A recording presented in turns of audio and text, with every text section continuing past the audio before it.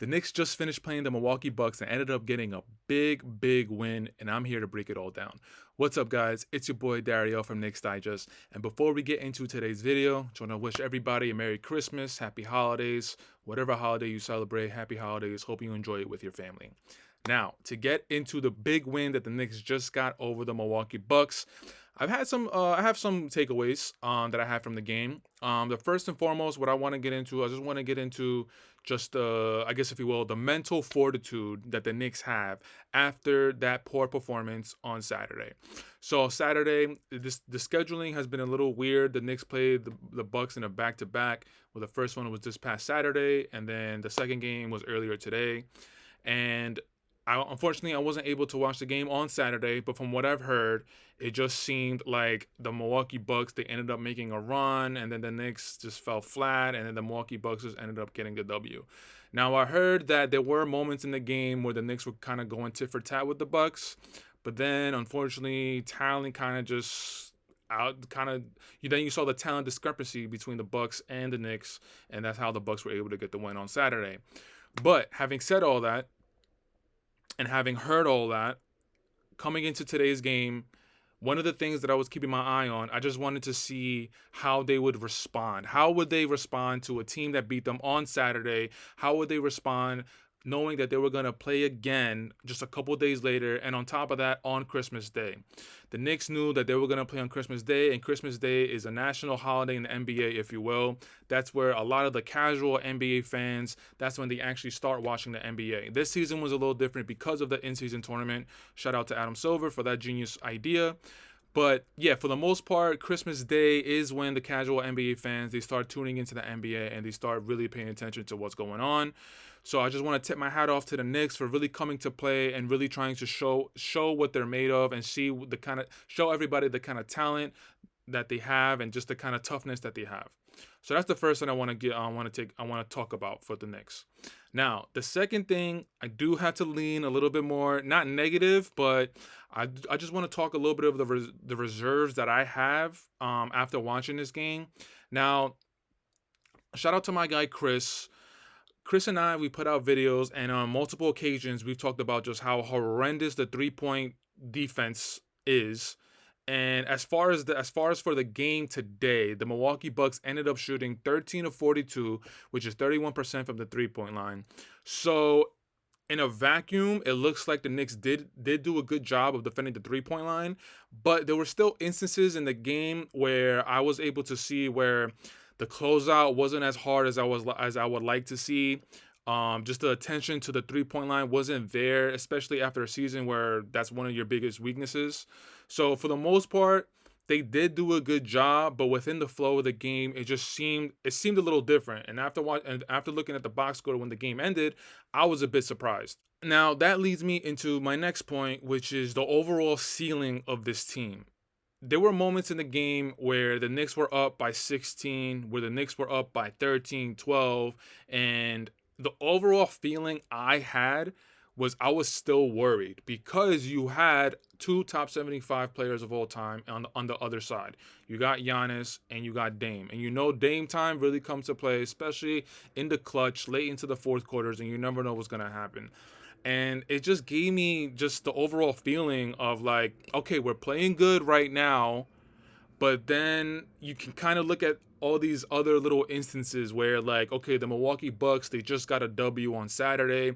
They know they're obviously playing on Christmas Day, so that they actually want to play and they want to play hard, but there's always that human nature that comes into play where it's like, yo, we already got one. So if we lose today, it's not necessarily going to be the worst thing. So you do have to question if the Milwaukee Bucks and all the players were actually really trying to get the W. Of course, they're going to say that they were, and whenever they step on the court, it's just competition and they want to get a win.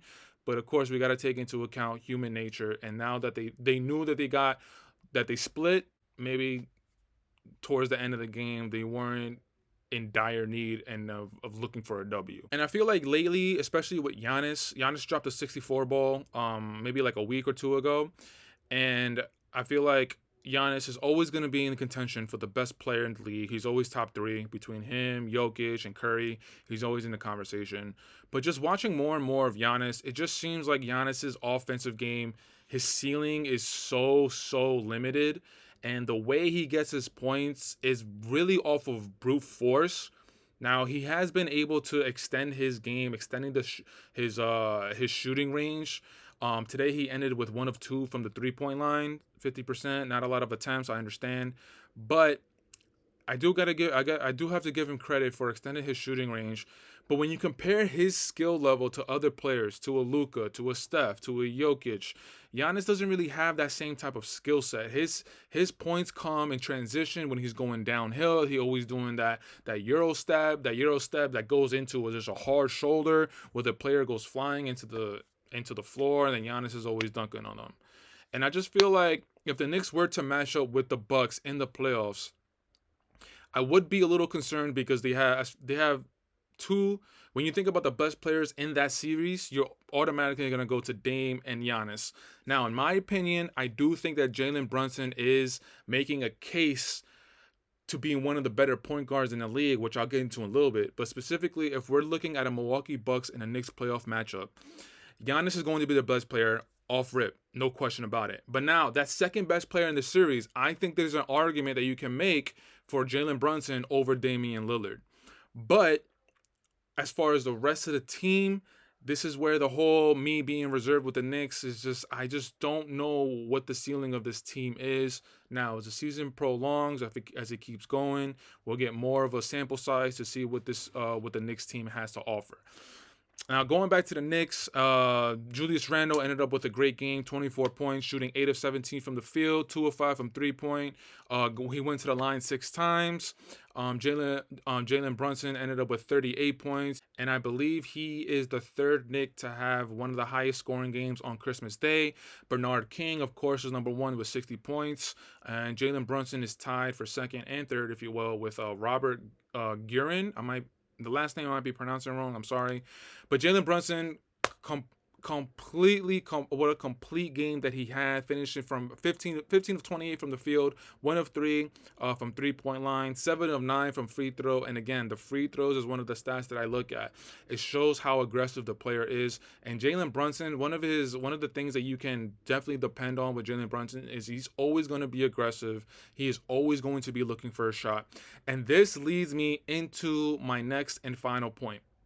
I think the question of Jalen Brunson being in the conversation for the best point guard in the league needs to be had. I'm not talking about top 5. I'm not talking about top 10. I am talking about that elite top 3 ranking of point guards in the league. Jalen Brunson, you can look at his resume so far. Last season, you definitely got to take into account him leading the Knicks past the first round into the second round, which is only the second time in a decade that they've been to that they've had that deep of a run in the playoffs. And before that, when he was in Dallas, Luka Doncic was injured and he had to sit out 2 or 3 games, and Jalen Brunson was the starting point guard, and he took over that series against the Utah Jazz. Now, there are other point guards that you can say are a little bit more talented. They have a little more athleticism. But Jalen Brunson, I feel like the intangibles that he brings to the game, his mental IQ, his footwork that he got from Kobe, going to the Mamba Academy and learning from Kobe, RIP. These are the little things that separates Jalen Brunson, and Jalen Brunson has a little bit more of a resume than some of these other point guards. A lot of the point guards that are having a really good year, we're talking about a Tyrese Halliburton, we're talking about a Tyrese Maxey. Specifically, those 2 players, they don't have enough of a resume to be in contention of that top point guard ranking. Tyrese Halliburton hasn't even been to the playoffs. Tyrese Maxey has been to the playoffs, but last season, he was under the shadow of James Harden. This season, we'll see what he's able to do. As far as the Eastern Conference, I think Jalen Brunson is in the conversation as being the best point guard in the Eastern Conference. But I want to talk about the whole league in general. And of course, you have your point guards that are in another tier, specifically Steph Curry. But then you have other point guards that might be a tier below him. You got De'Aaron Fox. You got SGA. Jamal Murray has to be in that conversation. I feel like Jamal Murray is definitely underrated. I feel like he gets the short end of the stick because he plays with Jokic. But if you take a look at Jamal Murray's talent level, his skill level, if you take a look at his stats from last playoffs, I would like to put him in the conversation as far as one of the better point guards in the league. But this is what I'm saying is Steph Curry is in a tier all by himself, but then below that tier, and I might be forgetting some names right now while I'm doing this, and I'm sorry. If you guys remember some names and you want to throw them in the comments, please do so. But I feel like after Steph Curry, who's in a tier all by himself, I feel like the next tier, Jalen Brunson belongs in that tier. Like I said, SGA, a De'Aaron Fox, a Jamal Murray, and Jalen Brunson just has a lot that we can point to, and we also got to take a look into what he has brought to the New York Knicks organization, what he has brought to the culture of the Knicks. You finally have a player who has established himself as being one of the players in the league and who already has a proven record of being able to lead your team further into the season. I feel like we haven't had that in so long, and my feelings towards Carmelo Anthony, I like Melo as a player. He's, as far as offensively, and we're not talking about all around game. We're literally just talking about putting the ball in the bucket. Carmelo Anthony is one of the better players I've seen in his prime. He could do it mid range. He could do a post up. He had a 3-pointer off the dribble. His jabs, like Carmelo Anthony, is severely underrated. Top 10 scoring in NBA history. But where Carmelo Anthony falls in this discussion is I feel like Carmelo wasn't able to elevate his team, his organization to where I feel like everybody else looks at the Knicks. Everybody looks at the Knicks as this storied franchise, as one of the leaders in the NBA. But in reality, is we don't have much of a history. We don't have much of a history as far as players being, I guess, legendary in the NBA lore. We don't have a history as far as being successful in the NBA playoffs and also in the finals.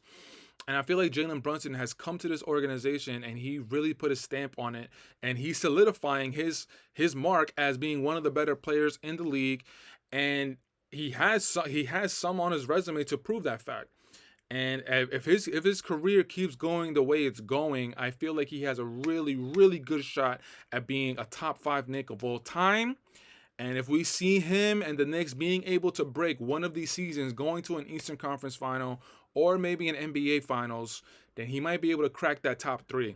Now, I know I might be getting ahead of myself, and there are some concerns that we should be having as Knicks fans looking at this Knicks team, but we do have a bright future. The trade deadline is coming up. Chris and I, we have put out some videos as far as players that are rumored to be within the Knicks trading block, trading for Donovan Mitchell, trading as far as the players that we would give up, IQ, RJ Barrett. Now, as far as the assets, we do have assets moving forward to heighten the ceiling of this team. In my opinion, I think I would wait it out. I do want to see what this team, the way it's constructed presently, I want to see if we're able to reach the same height that we did last year in the second round, and then possibly maybe moving forward past the second round. But overall, I want to say that this was a really, really big win. Jalen Brunson came to play, and on a national stage on Christmas Day, I feel like the conversation of Jalen Brunson, as far as being one of the better point guards in the league, of course being the one of, if not the best point guard in the Eastern Conference, but I feel like that conversation is really, really going to start to pick up. And as far as Knicks fans, we should be definitely on the internet throwing his name all over the Twitter communities or X communities, whatever you want to call them. We need to start repping Jalen Brunson and throw his name in the conversation of best point guard in the league. So that's it for today's video. I want to say thank you for checking out this video. Go back to hanging out with your family. Happy holidays, Merry Christmas, and we'll check you guys out on the next video. Peace.